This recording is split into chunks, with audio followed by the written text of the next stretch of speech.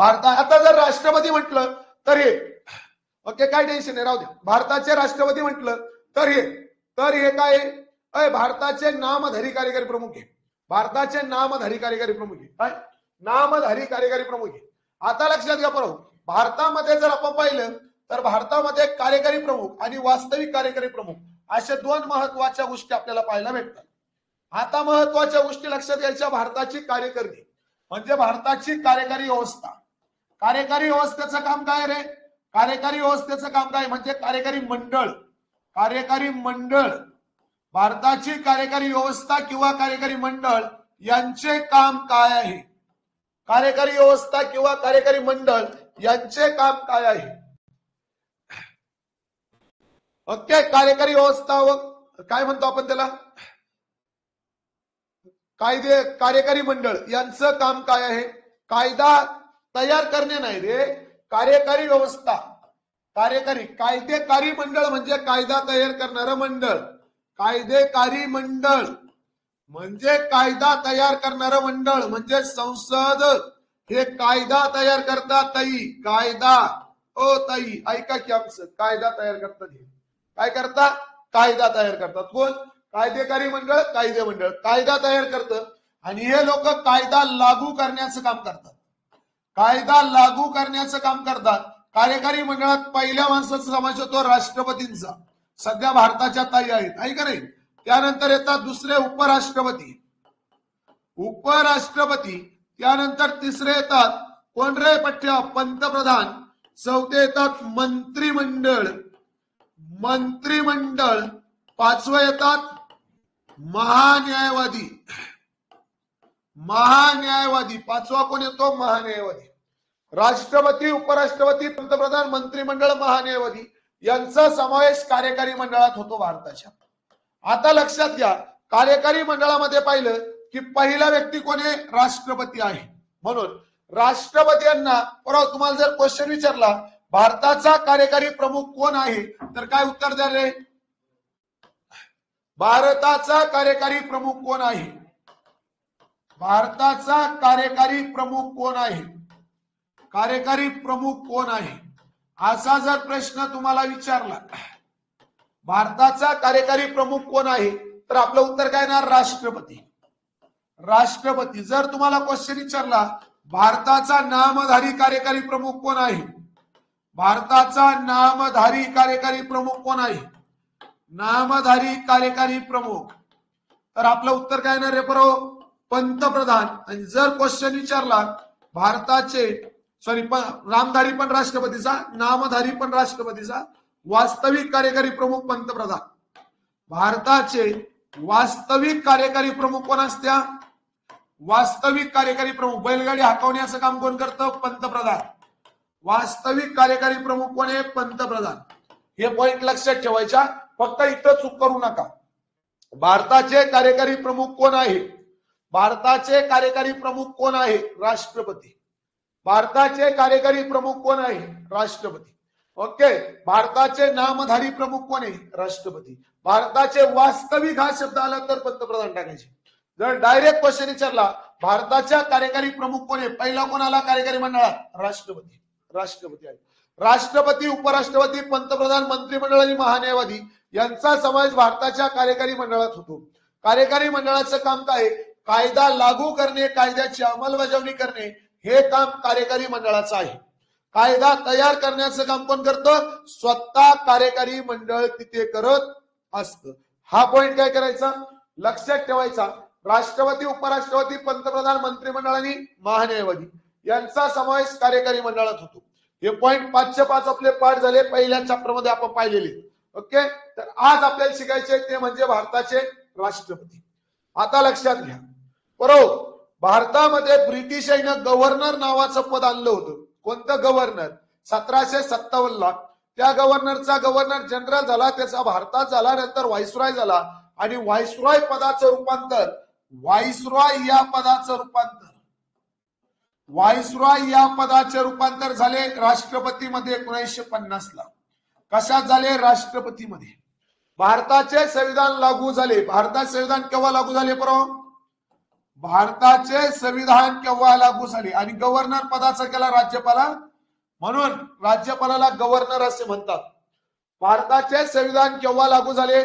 26 जानेवारी 1950 ला. कधी लागू झाले पुराव? 26. स्पीड जास्त होतोय का रे? हळू घेऊ. 26 जानेवारी 1950 ला भारतात संविधान लागू झालं. 1950 पासून ते 1952 पर्यंत भारतामध्ये काय पुराव? तात्पुरते म्हणजे तत्कालासाठी म्हणजेच हंगामी राष्ट्रपतींनी कारभार सांभाळलेला आहे. राष्ट्रपतींनी कारभार सांभाळलेला आहे. त्यांचं नाव आहे डॉक्टर राजेंद्र प्रसाद. त्यांचं नाव काय पुराव? डॉक्टर राजेंद्र प्रसाद असे त्यांचे नाव आहे. डॉक्टर राजेंद्र प्रसाद. काय नाव त्यांचं? डॉक्टर राजेंद्र प्रसाद. आता लक्षात घ्या, राष्ट्रपती हे पद पोरांनी व्हाईसरॉय वरून पुढे जाऊन राष्ट्रपती झालेला आहे. ओके. मग राष्ट्रपती हे पद भारताने कोणत्या देशाकडनं घेतलेलं आहे? राष्ट्रपती हे पद भारताने कोणत्या देशाकडनं घेतलेलं आहे? तर पुराव राष्ट्रपती हे पद भारताने घेतलंय ब्रिटन नावाच्या देशाकडनं, म्हणजे इंग्लंडकडनं. ब्रिटन म्हणजेच इंग्लंड सुद्धा आपल्याला ऑप्शन मध्ये येऊ शकतं. जर तुम्हाला विचारला क्वेश्चन इंग्लंड असलं का मास्तरच्या नावानं बोट मोडायचं नाही का नाही, ते मेल्या मुर्द्या मास्तरना असं कहून सांगितलं बुवा. ओके. तर काय, राष्ट्रपती पदाची तरतूद भारताने ब्रिटन नावाच्या देशाकडनं घेतलेली आहे. ब्रिटन नावाच्या देशाकडनं घेतली. त्यानंतर 2024चा पोलीस भरतीचा क्वेश्चन, राष्ट्रपतीच्या निवडणुकीची पद्धत भारताने कोणाकडनं घेतली? राष्ट्रपतीच्या निवडणुकीची पद्धत, आता एवढंच लक्षात ठेवायचं, राष्ट्रपतीच्या निवडणुकीची पद्धत भारताने घेतली आयरिश नावाच्या देशाकडनं. कोणाकडनं? कलम 25 दे. आयरिश नावाच्या देशाकडनं. आयरिश नावाच्या देशाकडनं घेतलेले आहेत. आयरिश कोणाकडनं घेतली? आयरिश नावाच्या, म्हणजेच आयर्लंड. डोक्याला ताण नको. आयरिश नावाच्या देशाकडनं. त्यानंतरला परव 2024चा पोलीस भरतीचा क्वेश्चन असा हे पुसून टाकतो, नाही तर परत तो डोक्याला ताण व्हायचा. परत पुढं, राष्ट्रपतीच्या निवडणुकीची पद्धत आयरिश कडनं घेतली आणि कलम 61 नुसार राष्ट्रपतींवर महाभियोग लावला जातो. महाभियोग लावला जातो. राष्ट्रपतींवर महाभियोग लावला जातो. राष्ट्रपतींवर महाभियोग लावला जातो. तो घेतला युएसए कडनं, म्हणजे अमेरिकेकडनं. अमेरिका. महाभियोगाची पद्धत कोणाकडनं घेतली? अमेरिकेकडनं घेतलेली आहे. म्हणजे राष्ट्रपतींच्या स्रोताबाबत 3 मुद्दे गरजेचे आहे. राष्ट्रपतींच्या स्रोताबाबत 3 मुद्दे गरजेचे. जर क्वेश्चन विचारला राष्ट्रपती पद भारताने कोणाकडनं घेतलं? ब्रिटनकडनं. जर विचारला राष्ट्रपतीच्या निवडणुकीची पद्धत कोणाकडनं घेतली? आयरिश कडनं. आणि जर विचारला महाभियोग लावण्याची पद्धत कोणाकडनं घेतली? अमेरिकेकडनं. राष्ट्रपती पद ब्रिटनकडनं, राष्ट्रपती निवडणुकीची पद्धत आयरिश कडनं आणि महाभियोग लावण्याची पद्धत अमेरिकेकडनं. या 3 पद्धती स्रोत लक्षात ठेवताना आपल्याला लक्षात ठेवणं गरजेचं आहे. आपल्याला सरळ सरळ क्वेश्चन विचारला तो कन्फ्युज करणारा नाही. काय, राष्ट्रपती हे पद भारताने कोणत्या देशाकडनं घेतलं? 2024 ला विचारला राष्ट्रपतीच्या निवडणुकीची पद्धत भारताने कोणत्या देशाकडनं घेतली आणि महाभियोग लावण्याची पद्धत भारताने कोणत्या देशाकडनं घेतली? महाभियोग म्हणजे काय? राष्ट्रपतींना पदावरून दूर करण्याची प्रोसेस. ते कलम 61 मध्ये तुम्हाला डीप मध्ये शिकवणार आहे. आता सध्या आपण बेसिक मुद्दे पाहत आहे. जो चार्ट आपल्याला पुढे भरायचा आहे तो. ओके. आता हे राष्ट्रपती पद भारतात संविधानाच्या कुठे टाकलेलं आहे? राष्ट्रपती हे पद भारताच्या संविधानाच्या भाग 5 मध्ये टाकलेलं आहे. भाग 5 मध्ये प्रकरण 1 मध्ये आहे. प्रकरण 1 मध्ये आहे. आणि कलमांमध्ये जर गेलं तर कलम 52 ते 62 राष्ट्रपतींचे आहे.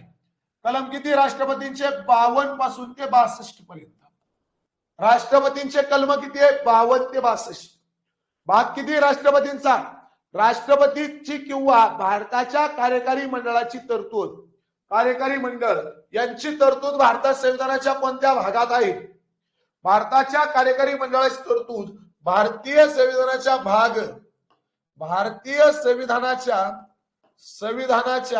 भाग 5 मधील प्रकरण 1 मध्ये आहे. प्रकरण 1 मध्ये आहे.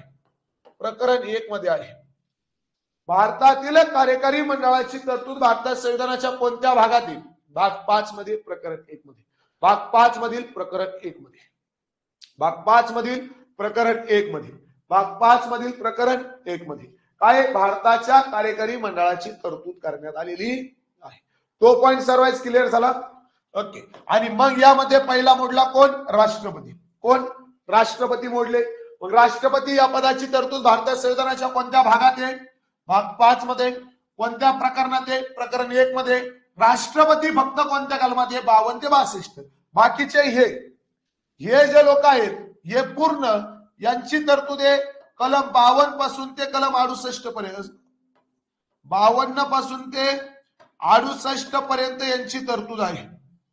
प्रकरण 1 मध्ये 52 ते 68 कलम आहे प्रकरण 1 मध्ये.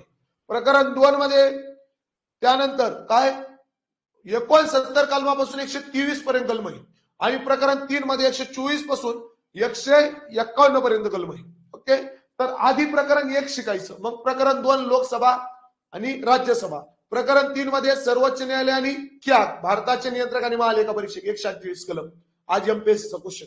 ओके. हे शिकायचं. ओके.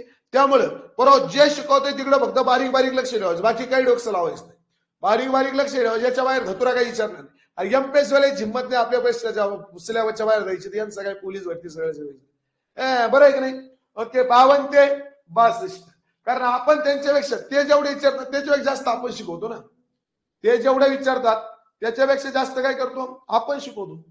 बरोबर की नाही. त्याच्यामुळे बाहेर जातच नाही ना. ओके. पॉइंट क्लिअर झाले इथपर्यंत. आता चार्ट भरून घेऊ. ओके. चला.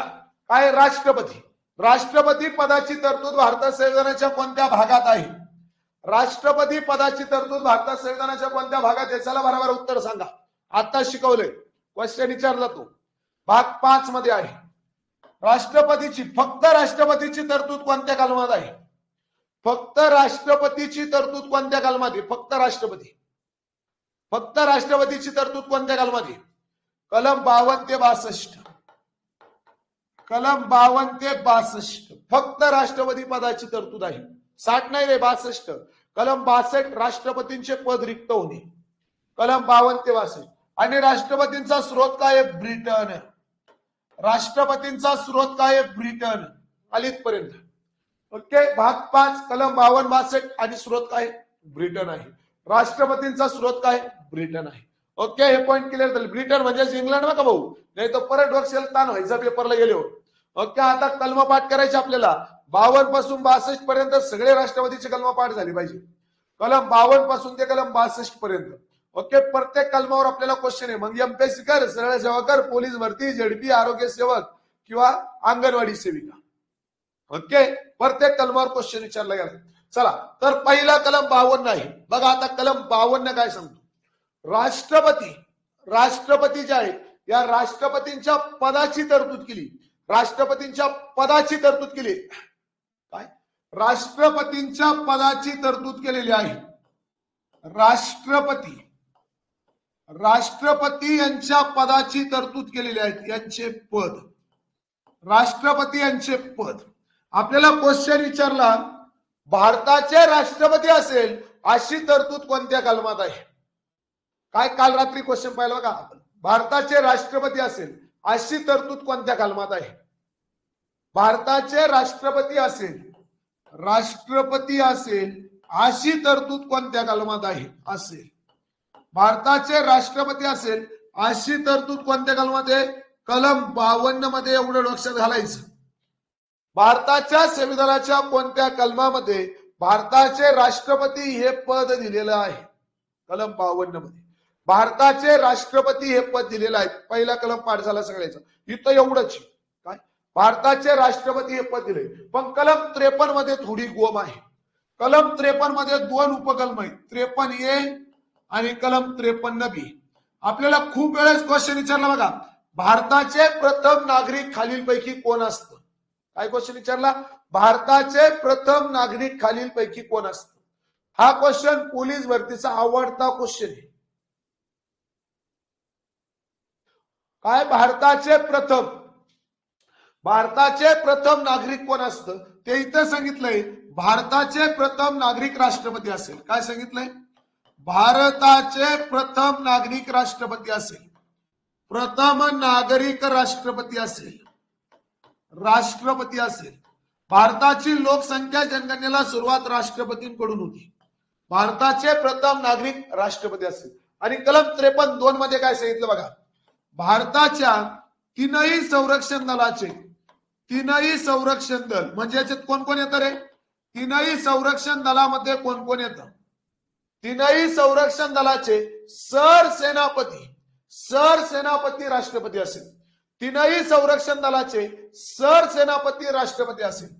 सरसेनापती, सरसेनापती राष्ट्रपती असेल, राष्ट्रपती असेल.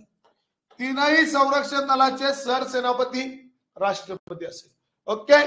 तिन्ही संरक्षण दलामध्ये येतात काय? वायुदल, त्यानंतरला आपलं काय म्हणतो आपण एअरफोर्स, त्यानंतर नेव्ही आणि भूदल म्हणजे आर्मी. एअरफोर्स, आर्मी आणि काय नेव्ही. म्हणजे नेव्हीला काय म्हणतो? वायुदल. आर्मीला मिलिटरी आहे का नाही, सेना म्हणजे भूदल सेना. आणि नौदल, नौदल म्हणजे कोणतं? नेव्हीवाली. या तिघांचाही समावेश होतो इथं. एकदा मराठीतून असा सारख्या खाली क्वेश्चन विचारला, वायुदल, नौदल आणि भूदल, ओके, यांचा प्रमुख खालीलपैकी कोण असतो? अगो बयो, काय क्वेश्चन विचारला? वायुदल, नौदल आणि भूदल यांचा प्रमुख खालीलपैकी कोण असतो? आर्मी, नेव्ही, एअरफोर्स, वायुदल, नौदल आणि भूदल. ओके. या तिन्ही संरक्षण दलाचा वायुदल, नौदल आणि काय भूदल, या तीनही संरक्षण दलाचा सरसेनापती राष्ट्रपती असतो. असं सारख्या खाली क्वेश्चन विचार. पोरग आठी घेऊन पडायचं ना. त्यांनी तिन्ही संरक्षण दलात सरसेनापती असं वापरलं का नाही? वायुदल, नौदल, भूदल यांचा सरसेनापती कोण असतो? वायुदल, नौदल, भूदल यांचा सरसेनापती असतो राष्ट्रपती. या तीनही एकत्र झाले तर त्याला म्हणतो आपण तिन्ही संरक्षण दल. काय म्हणतो? तीनही संरक्षण दल असे म्हणतो. तिन्ही संरक्षण दल आपण असे म्हणतो. तिन्ही संरक्षण दल हे तिघ एकत्र आल्यानंतर.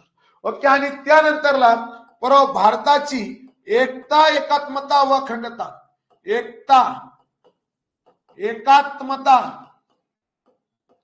व अखंडता, एकता, एकात्मता व अखंडता यांचे प्रतीक कोण आहे? यांचे प्रतीक कोण आहे? एकता, एकात्मता व अखंडता यांचे प्रतीक कोण आहे? भारताची एकता, एकात्मता व अखंडता यांचे प्रतीक खालीलपैकी कोण आहे? असा क्वेश्चन विचारला जातो. राष्ट्रपती आहे.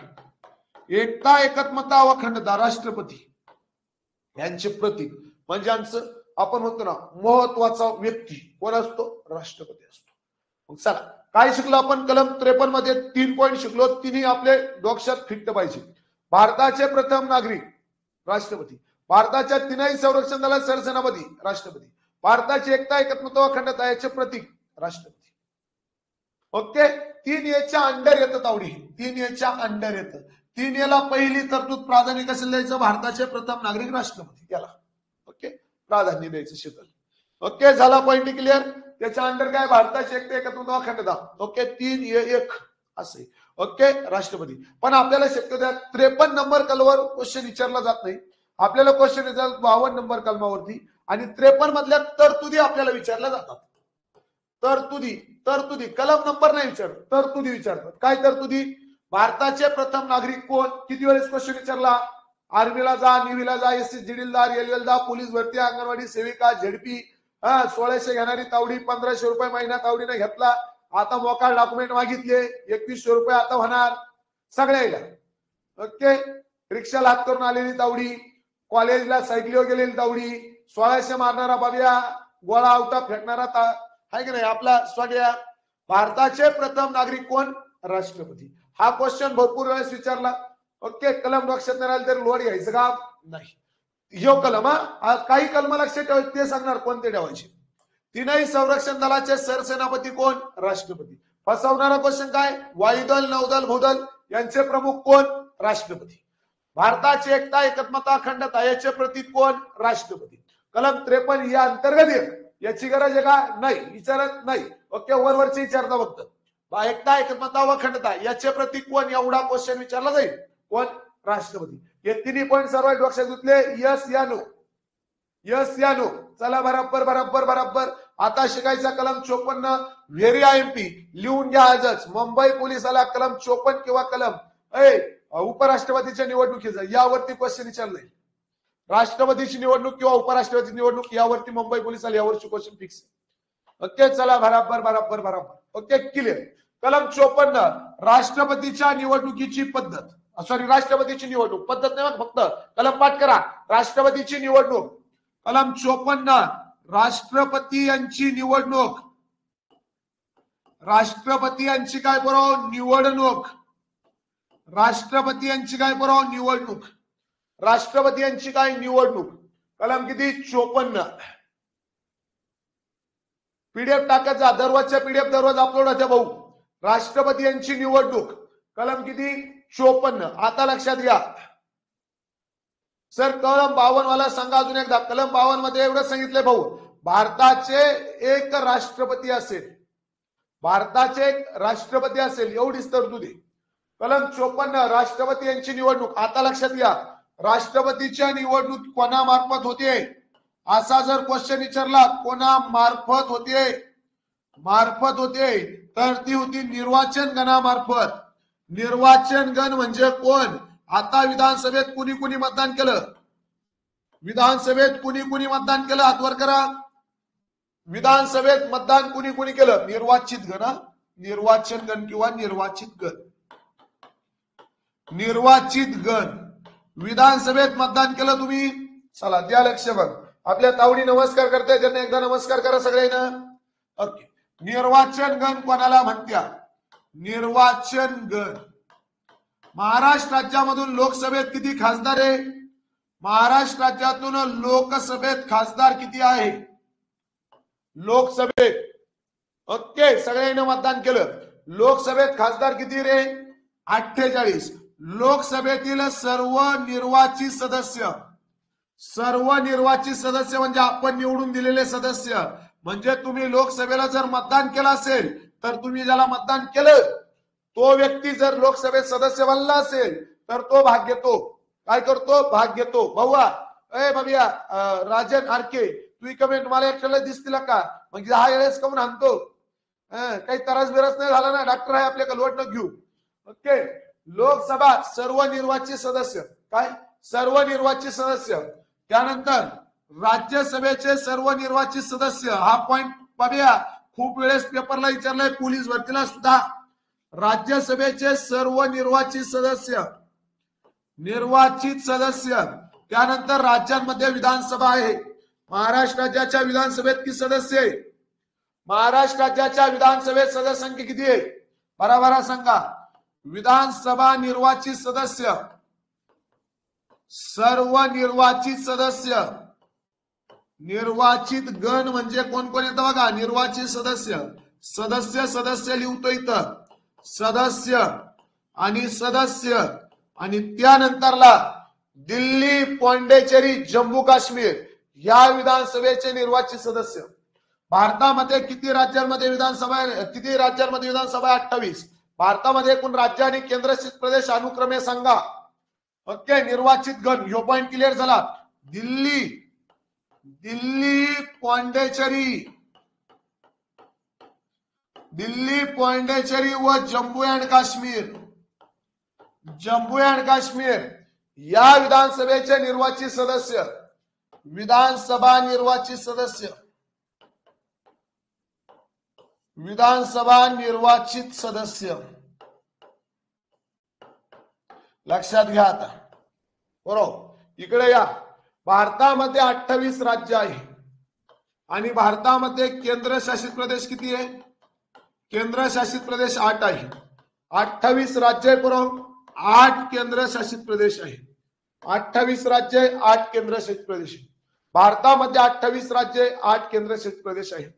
या 28 राज्यांमध्ये 28 राज्यांमध्ये 28 राज्यांमध्ये 28 विधानसभा आहे. 28 काय आहे? विधानसभा आहे. आणि केंद्रशासित प्रदेश किती आहे? 8. 8 केंद्रशासित प्रदेशांपैकी दिल्ली, पुदुचेरी याचं जुनं नाव पॉंडेचेरी, पुदुचेरी आणि जम्मू अँड काश्मीर या 3 केंद्रशासित प्रदेशांमध्ये विधानसभा आहे. विधानसभा आहे. 8 केंद्रशासित प्रदेशांपैकी किती केंद्रशासित प्रदेशांमध्ये विधानसभा आहे? बरोबर. 8 केंद्रशासित प्रदेशांपैकी किती केंद्रशासित प्रदेशात विधानसभा आहे? दिल्लीला आहे, पॉंडिचेरीला आहे, जम्मू काश्मीरला आहे. दिल्लीला आहे, पॉंडिचेरीला आहे, जम्मू काश्मीरला आहे. आता लक्षात घ्यायचं, मोस्ट टाइम पॉइंट क्वेश्चन विचारला जाऊ शकतो. खालीलपैकी कोणत्या केंद्रशासित प्रदेशात विधानसभा नाहीये? खालीलपैकी कोणत्या केंद्रशासित प्रदेशात विधानसभा नाहीये? कोणत्या केंद्रशासित प्रदेशात विधानसभा नाहीये? कोणत्या केंद्रशासित प्रदेशात विधानसभा नाहीये? 3 सोडून सगळे. हे 3 सोडून सगळे. कुठे नाहीये? लद्दाखला नाहीये, चंदीगडला नाहीये, अंदमान निकोबार बेटला नाहीये, त्यानंतरला लक्षद्वीपला नाहीये. ओके. आणि दादरा नगर हवेली दमण दीवला नाहीये. 5 केंद्रशासित प्रदेशांमध्ये विधानसभा नाहीये. 3 केंद्रशासित प्रदेशांमध्ये विधानसभा आहे. या 3 वाले लक्षात ठेवा, बाकीचे डोकं लावायची गरज नाही. दिल्ली, पॉंडिचेरी, जम्मू काश्मीर इथं विधानसभा आहे. 28 राज्यांमध्ये 28 विधानसभा आहे. ओके. आता या विधानसभेचे सर्व सदस्य भाग घेतात. विधानसभेचे सर्व सदस्य भाग घेतात. आता या 3 विधानसभेमध्ये तिन्हीच्या तिन्ही विधानसभेमध्ये मुख्यमंत्री, तिन्हीच्या तिन्ही विधानसभेमध्ये मुख्यमंत्री येतात. दिल्लीची महिला मुख्यमंत्री आता कोण आहे? तिचं काय नाव आहे? पॉंडिचेरीचा व्ही रंगस्वामी आहे आणि ओमर इथं अब्दुल्ला जम्मू काश्मीरचा सीएम आहे सध्या नवीन. ओके. दिल्लीची नवीन सीएम बनली अरविंद केजरीवाल यांच्या पक्षाची आतिशी दिल्लीची नवीन सीएम बनली. दिल्लीची 3री महिला सीएम आहे आणि भारतामध्ये एकूण 2 महिला सीएम आहे. आता किती? 2. पश्चिम बंगालची, दिल्लीची. ही दिल्लीची सीएम आहे. पहिलं जर तुम्ही जुनं लेक्चर बघितलं ऍपवरतीच तर तिथे मी सांगितलं जम्मू काश्मीरला सीएम नाही. ओके. तेव्हा जेव्हा ते शिकवलं तेव्हा ते सीएम नव्हता. आज जम्मू काश्मीरला सीएम आला. ओके. मागच्या महिन्यात निवडणुका झाल्या. ओके. अमर अब्दुल्ला जम्मू काश्मीरचा काय म्हणला? सीएम म्हणला. म्हणजे जम्मू काश्मीर विधानसभेत सीएम आहे, पॉंडिचेरी विधानसभेत सीएम आहे आणि दिल्लीच्या विधानसभेत सुद्धा सीएम आहे. आणि 28 राज्यांमध्ये 28 सीएम आहे. असे एकूण सीएम किती झाले? 28 अधिक 3 बरोबर किती सीएम झाले? बरोबर 31 सीएम झाले भारतात. भारतात सीएम किती आहे? 31 सीएम झाले. सर थोडा हळू घ्या. ओके बुझत आहे, काही टेन्शन नाही. भारतात सीएम किती झाले? 31 सीएम आहे सध्या. ओके. तेव्हा मी 30 सांगितले होते जुन्या लेक्चरला. ओके. मागच्या वर्षीच्या. आता किती? 31. ओके. आता किती? 31. हा पॉइंट क्लिअर करून घ्या.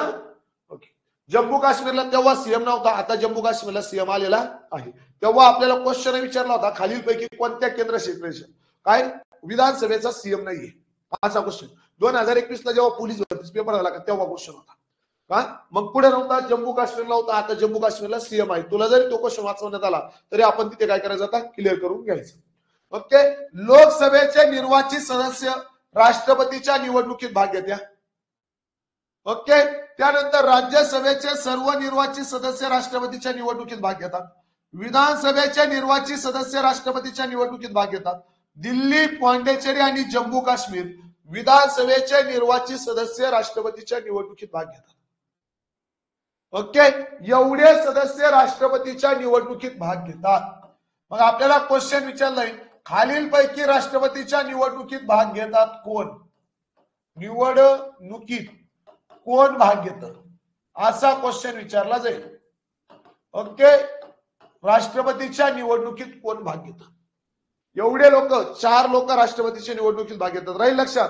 निर्वाचित सदस्य हा पॉईंट लक्षात ठेवायचा. आपल्याला एमपीएससी आपलं पोलीस भरतीने एकदा क्वेश्चन विचारला होता कोणता व्यक्ती राष्ट्रपतीच्या निवडणुकीत भाग घेत नाही? ओके.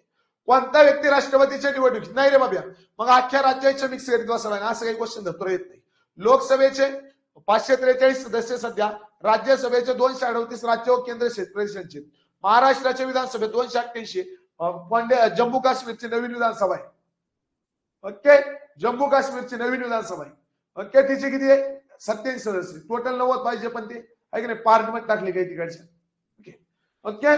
तर एवढे काय तिकडे काही गरज नाही. एमपीएस सुद्धा कधी विचारलं नाही. ओके. मग आखपास डोकी चालत ताण घ्या त्यामुळे लोड घ्यायचा नाही तिकडे. ओके. फक्त एवढं लक्षात ठेवा लोकसभेचे सर्व निर्वाचित सदस्य. ओके. राज्यसभा अबे दळींदारा तुला तेच सांगू राहिलो मी गांजा फुक्या. राज्यसभेचे सर्व निर्वाचित सदस्य, विधानसभेचे सर्व निर्वाचित सदस्य, दिल्ली, पॉंडिचेरी आणि जम्मू काश्मीर विधानसभेचे सर्व निर्वाचित सदस्य, एवढे सदस्य काय करतात, त्यांच्या निवडणुकीत भाग घेतात. हा पॉइंट पहिला क्लिअर झाला सर्वांचा. हा पॉइंट सर्वांचा क्लिअर झाला. येस या नो. ओके, सर्वांचा पॉइंट क्लिअर झाला असेल. राष्ट्रपतीच्या निवडणूक कोणामार्फत होते, निर्वाचित गणामार्फत होते. कोणामार्फत होते, निर्वाचित गणामार्फत राष्ट्रपतीची निवडणूक होती. हा पॉइंट काय करायचा, मोलाचा पॉइंट आहे, लक्षात ठेवायचा. त्यानंतरला कलम पाहूया, काय 55 नंबरचा कलम. 54 नंबर काय, राष्ट्रपतीची निवडणूक. भारताच्या संविधानाच्या कोणत्या कलमामध्ये राष्ट्रपतीची निवडणुकीची तरतूद करण्यात आलेली आहे. तावडे तुझा मोबाईल नंबर चेंज नाही झालं का? कोणत्या कलमामध्ये राष्ट्रपतीच्या निवडणुकीची तरतूद करण्यात आलेली आहे? कलम 54 मध्ये. नाही, निवडणुकीची तरतूद एवढंच म्हटलं तावडे, फक्त राष्ट्रपतीच्या निवडणुकीची तरतूद कोणत्या कलमात आहे? निवडणुकीची तरतूद कोणत्या कलमात आहे, एवढंच क्वेश्चन म्हटलं फक्त. ओके, कलम 54 मध्ये. आता कलम 55, राष्ट्रपतीच्या निवडणुकीची पद्धत काय? राष्ट्रपतीच्या निवडणुकीची पद्धत काय? राष्ट्रपती यांच्या निवडणुकीची पद्धत. राष्ट्रपती यांच्या निवडणुकीची पद्धत. निवडणुकीची पद्धत. राष्ट्रपती यांच्या निवडणुकीची काय घ्यायची, बरोबर पद्धत घ्यायची. पद्धत, राष्ट्रपतीच्या निवडणुकीची पद्धत कोणत्या कलमामध्ये? कलम 55 मध्ये आहे. राष्ट्रपतींची निवडणूक कोणत्या रित्या होते? अप्रत्यक्षरित्या होते. अप्रत्यक्ष आणि प्रत्यक्ष काय लक्षात घ्या, अप्रत्यक्षरित्या राष्ट्रपतींची निवडणूक होती. एकदा क्वेश्चन विचारला, खालील पैकी कुणाची नियुक्ती अप्रत्यक्षरित्या होती? ओके, सांगतो बाबा, सगळं ऋतिक भाऊ, सगळं होणारे कळकाट होईल. ओके, ते दिल्ली, पॉंडिचेरी, जम्मू काश्मीर समुद्रावरती जेव्हा आपण पूर्ण घटना दुरुस्ती शेवटी जाऊ का, राष्ट्रपतीच्या शेवटच्या पॉइंट मध्ये, तेव्हा ते होतं. ओके, काय लोड घेऊ नको इकडे. अप्रत्यक्षरित्या काय? अप्रत्यक्षरित्या निवडणूक खालीलपैकी कोणाची होती? पोरायला काय होतं, कळच निघत नाही. ओके, माझ्याकडे असं आहे, जो कळ काढील त्याचा कार्यक्रम व्हायचा. कारण तुम्ही पाहिलं आपले क्वेश्चन एमपीएससीला सुद्धा पडले. आपण तर पोलीस भरती जेव्हा झेडपी, रेल्वे, एसएससीजीडी करवलो, त्यामुळे फक्त कळ काढा तुम्ही. ओके, बरोबर, तुमचा गेम वाजतो. फक्त जे सांगतोय ते कसं लक्षात घालायचं तेवढं फक्त पाहिजे. ओके, अप्रत्यक्षरित्या निवडणूक कोणाची होती? राष्ट्रपतींची होती. आता लक्षात घ्या, प्रत्यक्षरित्या आणि अप्रत्यक्षरित्या हे काय मॅटर आहे. ओके, हा आपला बबिया आहे, बबिया आहे, बबिया. हा बबिया गेलाय, लोकसभेत सदस्य झालाय, लोकसभा सदस्य झालाय, लोकसभेचा सदस्य झालाय, लोकसभेचा सदस्य. कोण हा बबिया? पुणे लोकसभेतून घेतलं आपलं, कसं बारामती लोकसभेतून कोण? सुप्रियाताई सुळे का? ओके, हा पण लोकसभा सदस्य. ओके, लोकसभा सदस्य, हा पॉइंट क्लिअर झाला. हा लोकसभेचा सदस्य. आता लोकसभेच्या सदस्याला कोणी निवडून दिलंय? लोकसभेच्या सदस्याला कोणी निवडून दिलंय? या चिल्लर पार्टीने निवडून दिलंय, प्रौढ नागरिकांनी. कोणी निवडून दिलंय? प्रौढ नागरिकांनी निवडून दिलंय. बघा बघा, हे प्रौढ लोकसभेच्या सदस्याला कोणी निवडून दिलंय? कोणी निवडून दिलंय? प्रौढ नागरिकांनी निवडून दिले. कोण हे प्रौढ नागरिक आहे? म्हणजे आपण आहोत. काय? आपण आहोत, आपण आहोत. प्रौढ नागरिक म्हणजे काय? 18+ असावे, 18+ असावे, याला प्रौढ नागरिक असे म्हणतात. प्रौढ नागरिक असे म्हणतात. ज्यांचा 18+ आहे त्याला काय म्हणायचं? प्रौढ नागरिक म्हणायचं. काय म्हणायचं? प्रौढ नागरिक. या प्रौढ नागरिकांनी काय केलंय? प्रौढ नागरिकांनी काय केलंय? ह्या व्यक्तीला निवडून दिले. या व्यक्तीला काय केलंय? निवडून दिलंय. याला मी जनता म्हणू का रे? जनता, जनता, जनता, जनता. काय म्हणू? जनता, जनता म्हणू याला. ओके, मग बघा, जनतेमार्फत, लोकांमार्फत निवडून दिलेला जो व्यक्ती असतो, या निवडणुकीला प्रत्यक्ष निवडणूक म्हणत्या. काय म्हणत्या? प्रत्यक्ष निवडणूक म्हणत्या. चला मग, प्रत्यक्ष निवडणुकीमध्ये मतदान करण्यासाठी कोणी भाग घेतला? प्रत्यक्ष निवडणुकीत मतदान करण्यासाठी कोणी भाग घेतला? कोणी भाग घेतलाय? प्रौढ नागरिकांनी घेतलाय. प्रत्यक्ष निवडणुकीमध्ये मतदान करण्यासाठी खालीलपैकी कोण भाग घेतं? क्वेश्चन विचारला जाऊ शकते. कन्सेप्ट गरजेची भाऊ. कोण भाग घेतं? प्रौढ नागरिक भाग घेतात. प्रौढ नागरिक भाग घेतात. जिथे प्रौढ नागरिकांना भाग घेतला त्याला म्हणायचं प्रत्यक्ष निवडणूक. काय म्हणायचं? प्रत्यक्ष निवडणूक. आता या लोकसभेच्या सदस्यानं या बाब्याला मतदान केलं, या लोकसभेच्या सदस्याला या बाब्यानं मतदान केलं. हा बाब्या राष्ट्रपती पदासाठी उभा आहे, राष्ट्रपती पदासाठी हा बाब्या उभा आहे. ओके, याला मतदान करण्याचं काम या लोकसभेच्या सदस्याने केलं. मतदान, याला मतदान करण्याचं काम कोणी केलंय? लोकसभेच्या सदस्याने केलेलं आहे. कोणी? लोकसभेच्या सदस्याने. कोणाला? राष्ट्रपतीला मतदान करण्याचं काम लोकसभेच्या सदस्याने केलंय. जनतेने केलं का रे? जनतेने केलं का? याला मतदान, राष्ट्रपतीला मतदान जनतेने केलं का? अजिबात नाही. जनतेचा प्रतिनिधी, या ग्रुपचा प्रतिनिधी हा. ओके, असे आपले 48 मतदारसंघ आहे लोकसभेत, बरोबर? 48. ओके, तर हे 48 लोकसभेचे महाराष्ट्राचे मतदारसंघ. ओके, यातले आपले प्रतिनिधी. प्रत्येक मतदारसंघाचे एक आपला काय प्रतिनिधी. मग आपण हा घेतला पंता धाराशिव मतदारसंघाचा प्रतिनिधी ओमराजे निंबाळकर ना, लोकसभेत धाराशिव. ओके, तर ओमराजे निंबाळकर घेतले आपण लोकसभेचा सदस्य. ओके, हा लोकसभेचा सदस्य या लोकांमार्फत राष्ट्रपतीच्या निवडणुकीत भाग घेईल. काय करील? राष्ट्रपतीच्या निवडणुकीत भाग घेईल. आणि यांनी राष्ट्रपतीला प्रत्यक्षरित्या काय केलंय? निवडणुकीत भाग घेतलाय. जनतेने राष्ट्रपतीच्या निवडणुकीत भाग घेतला नाही, म्हणून याला म्हणायचं अप्रत्यक्ष निवडणूक. काय म्हणायचं? अप्रत्यक्ष निवडणूक. मग बघा, ज्या निवडणुकीमध्ये प्रत्यक्ष किंवा ज्या निवडणुकीमध्ये प्रौढ नागरिकांचा समावेश असतो, ज्या निवडणुकीमध्ये जनतेचा समावेश असतो, भारताच्या लोकांचा समावेश असतो, त्या निवडणुकीला काय म्हणायचं? प्रत्यक्ष निवडणूक असे म्हणायचं. आणि ज्या निवडणुकीमध्ये भारतीय जनतेचा समावेश नसतो, भारतीय लोकांचा समावेश नसतो, त्यांनी निवडून दिलेला आपला जो प्रतिनिधी आहे, तो प्रतिनिधी ज्या निवडणुकीत भाग घेऊन निवडून देतो, त्याला म्हणायचं अप्रत्यक्ष निवडणूक. काय म्हणायचं? अप्रत्यक्ष निवडणूक. प्रत्यक्ष आणि अप्रत्यक्ष पॉइंट क्लिअर झाले. प्रत्यक्ष आणि अप्रत्यक्ष दोन्ही पॉइंट क्लिअर झाले. राष्ट्रपतीची निवडणूक कशी होती? अप्रत्यक्षरित्या होती. कशी होती? अप्रत्यक्षरित्या. एकल संक्रमणीय मतदानाद्वारे. एकल संक्रमणीय टाईट या संक्रमणीय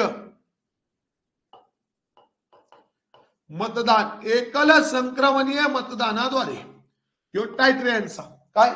एकल संक्रमणीय मतदान. काय म्हटलंय? अप्रत्यक्षरित्या राष्ट्रपतींची निवडणूक होती. अप्रत्यक्षरित्या एकल संक्रमणीय मतदानाद्वारे. आपल्याला डायरेक्ट क्वेश्चन विचारतो, खालीलपैकी कोणत्या व्यक्तीची नियुक्ती अप्रत्यक्षरित्या एकल संक्रमणीय मतदानाद्वारे होती? पण तुम्हाला एक सांगतो बरोबर, राज्यपालाची ना प्रत्यक्ष होती ना अप्रत्यक्ष होती, त्याची निवड होती. राज्यपालाची काय होती? निवड होती. ती कोण करतो? राज्यपालाची निवड राज्यपालाची कोण करत? निवड होईल विकी लवकरच. राज्यपालाची निवड. ओके, 15 नंतर बघा येतील तुमची हॉल तिकीट. राष्ट्रपती करतो, ती निवड होती. ना प्रत्यक्ष ना अप्रत्यक्ष, काही देणं नाही. ओके, तसे तर काही अप्रत्यक्षरित्या निवडून दिले जातात. आणि ही पद्धत भारताने कोणत्या देशाकडनं घेतली आहे? ही पद्धत भारताने कोणत्या देशाकडनं घेतली, याचा स्रोत काय आहे? ही पद्धत भारताने कोणत्या देशाकडनं घेतलेली आहे? या पद्धतीचा स्रोत खालीलपैकी काय आहे? असा क्वेश्चन आपल्याला विचारलाय. या पद्धतीचा स्रोत खालीलपैकी काय आहे? या पद्धतीचा स्रोत म्हणजे कोणत्या देशाकडनं घेतली? आयरिश कडनं घेतली, म्हणजे आयर्लंड या देशाकडनं घेतलेली आहे. आयरिश म्हणजे काय? आयर्लंड या देशाकडनं घेतलेली आहे. आयर्लंड कोणाकडनं घेतली? आयर्लंड म्हणजेच आयरिश. डोक्याला ताण नको परत. ओके, यो पॉइंट क्लिअर झाला सर्वांचा. ओके, आतापर्यंत आपण 4 कलम शिकलो. कलम 52 राष्ट्रपतीची तरतूद. राष्ट्रपती, भारताचे एक राष्ट्रपती असेल, ही तरतूद कोणत्या कलमात आहे? 52 मध्ये. 53 भारताचे नामधारी कार्यकारी प्रमुख राष्ट्रपती असेल. 53 भारताच्या तिन्ही संरक्षण दलाचे सरसेनापती राष्ट्रपती असेल. 53 ये अंतर्गत एक काय? भारताची एकता एकत्व अखंडतेचे प्रतीक राष्ट्रपती असेल. कलम 54 राष्ट्रपतीची निवडणूक. राष्ट्रपतीच्या निवडणुकीत कोण कोण भाग घेतं? लोकसभेचे निर्वाचित सदस्य, राज्यसभेचे निर्वाचित सदस्य, विधानसभेचे निर्वाचित सदस्य, दिल्ली, पॉंडिचेरी, जम्मू काश्मीर विधानसभेचे निर्वाचित सदस्य. तेवढं पाठ करा. आणि त्यानंतर कलम 55 राष्ट्रपतीच्या निवडणुकीची पद्धत अप्रत्यक्षरित्या राष्ट्रपतीची निवडणूक होती आणि ती पद्धत आयरिशकडनं घेतली. ओके, इथपर्यंत सर्व आले. ओके, आजच्या दिवस काय करूया, इथंच आपण थांबूया. उद्याच्या लेक्चरला कलम 56, कलम 57, कलम 58, 59, 60 आणि 61. आणि उद्या लेक्चर थोडं लवकर होईल. उद्याचं लेक्चर थोडं लवकर होईल. मराठीच्या लेक्चरला तुम्हाला सांगेल. ओके, मला बाहेर जायचं उद्या दुपारून, त्यामुळे मराठीचं लेक्चर झाल्यानंतर युट्यूबचं लेक्चर बंद ठेवू आणि ऍपचं लेक्चर घेऊ. ओके, ऍपचे लेक्चर घेऊ उद्या दिवस. ओके, आजचं गणिताचं लेक्चर काय करतो, थोडं बंद ठेवतो. ओके, आजचे दिवस थोडा आराम करावा म्हटलं, गणिताचं लेक्चर बंद ठेवा म्हटलं, सुट्टीचा दिवस. संध्याकाळी परत आपल्याला युट्यूबला लेक्चर असेल. उद्या लेक्चर लवकर होतील. 1:30चं लेक्चर लवकर होईल उद्या दिवस. ओके, मी आता नाही, आजच्या दिवस रविवारचा आराम करतो मी. ओके, तसे रविवारी लेक्चर ऍपवरचे बंदच ठेवायला पाहिजे, तरी मी प्रेमा खातीर घेतो, जाऊ द्या आपले पोरं आहेत म्हणून. ओके, तर आजच्या मॅथचं लेक्चर बंद ठेवतो, आराम करतो. ओके, आराम करतो आजची, काही टेन्शन नाही. आणि उद्या तुम्हाला मराठीचं लेक्चर आपलं जे सकाळचं असेल मराठीचं लेक्चर, त्या मराठी लेक्चर मध्ये उद्याचं लेक्चर किती वाजता होईल. ओके, शक्यतो लगेच घेऊ. ओके, कारण दुपारून मला बाहेर जायचं 2च्या नंतर, त्यामुळे लवकर घेऊ. ओके, तर असं त्यावेळेस तुम्हाला सांगेल मी, काही टेन्शन घेऊ नका. उद्या राष्ट्रपती चॅप्टर एंड होऊन जाईल आणि परदिवशी उपराष्ट्रपती, मंत्री आणि मग पंतप्रधान मंत्रिमंडळ एंड करून टाकू. ओके, पुस्तकाचं काम चालू लवकरच येऊन जाईल. बघा ऋतिक, काही लोड घेऊ नका. ओके, आणि आपल्या मित्रा मैत्रिणी सांगा बॅच घ्या म्हणून. ओके, कारण तुम्ही बघितलं आपले क्वेश्चन पुढे पडलेत, एमपीएससी ला सुद्धा क्वेश्चन पडलेले आहेत. ओके, आपण जेवढं शिकलोय आतापर्यंत 10-12 लेक्चर पाहिलेत रे फक्त क्वालिटीचे. जर तुम्हाला सांगतो अख्खा सिलेबस जर संपला असता ना आपला, मावलच झाला असतं एमपीएससी पेपर मध्ये. 50 क्वेश्चन तर आरामशीर असते, आरामशीर हातून डायरेक्ट 50 क्वेश्चन प्रत्येक पोरानं मारले असते, म्हणजे 200 पैकी 100 मार्क पडले असते. आणि मेरिट किती लागतं लागून 97, 98, 96, 92. ओके, आणि गणित तर पासिंग साठी 76 मार्क 66 मार्क कंपल्सरी. सीसॅट ते तर डोळे झाकून 200 पैकी 66 उत्तरे आणली तरी पडते. ओके, 50 उत्तर येतं, डोळे झाकून मारतात पोरं. ओके, तर चला भेटूया पुढील लेक्चर मध्ये. तोपर्यंत चांगला अभ्यास करा. संध्याकाळी 8ला जीकेच लेक्चर होईल, तिथे एमपीएससी क्वेश्चन पीपीटी घेऊन येतो, मस्त की स्पष्टीकरण घेऊ, दणके वाच. आणि तिथं पोराला सांगा हे क्वेश्चन आपला बॅच मध्ये झालता म्हणावं, थोडी हवा बिवा आहे की नाही, 1-4 ऍडमिशन होतील, बाकी काय हो. ओके ओके, ज्यांना बॅच घ्यायचे लवकरात लवकर घेऊन टाका, ऑफर सुरू आहेत म्हणावं. 510 रुपये आणि क्वालिटी पाहिजे. एमपीएससी 10-10 हजार रुपयाची बॅचला लागेल, आपली 500ची बॅच 10-10 हजार रुपयाची बॅचला लाजून टाकायला डायरेक्ट, लाजून. अशी आपली क्वालिटी तिथे आहे. याची पीडीएफ अपलोड करून देतो सकाळची, आणि ही 2 पीडीएफ आजच्या लेक्चरच्या तिथे कंटेंट मध्ये अपलोड होतील, टॉपिक नुसार केलंय. ओके, सगळं केलेलं आहे बघा.